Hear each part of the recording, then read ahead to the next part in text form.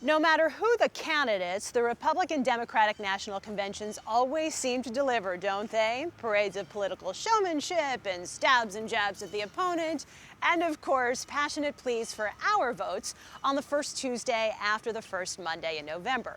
Now, they also happen to be living, breathing classrooms, as a group of Maryland journalism students recently found out. Covering political conventions could be exhausting and exhilarating for any reporter. But you throw in a little bad weather, the hurricane has officially hit around here, and it makes things a little more interesting, especially if you're a Capitol News Service reporter from the University of Maryland.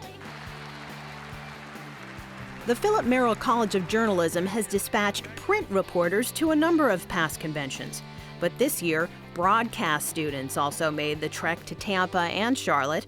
They just grow up fast. They get to see how these things really work. And while this forum will be jam-packed tonight during the delegate speeches, right now it's a lot of volunteers. It is complex, it's difficult, and it all counts. And for the first time, there was a major focus on social media with Twitter, Facebook, a blog, slideshows, video, audio, print, and graphics. All the sorts of things that journalists in the modern media landscape are expected to do. The days of just being the person who writes text stories, just being the person who does video, are over. More than 30 reporters on location and in College Park help produce content for CNS. This is the Philip Merrill College of Journalism press space, with the focus on the Free State delegations attending the conventions. And their coverage spanned beyond campus. Reports were filed for print, radio, and Maryland TV affiliates that couldn't afford to send their own reporters. We are at our first day of the convention right now, and already Lindsay and Kelsey have covered a press conference and are currently interviewing Delegate O'Donnell from Maryland. Whether it was the media parties, the floor preps. As you can see, there are a ton of media outlets in here setting up.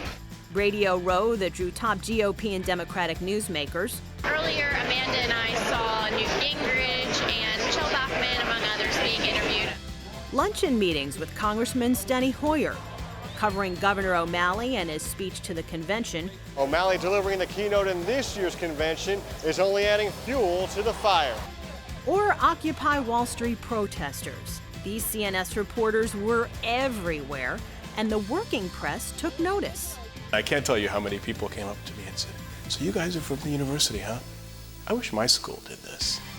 For many of these CNS journalists, this may be the only convention they cover, but it will certainly carry memories for a lifetime. It was a real test of their ability to rise to the occasion, putting all of these various techniques to work, and they carried it off tremendously and did a phenomenal job with it.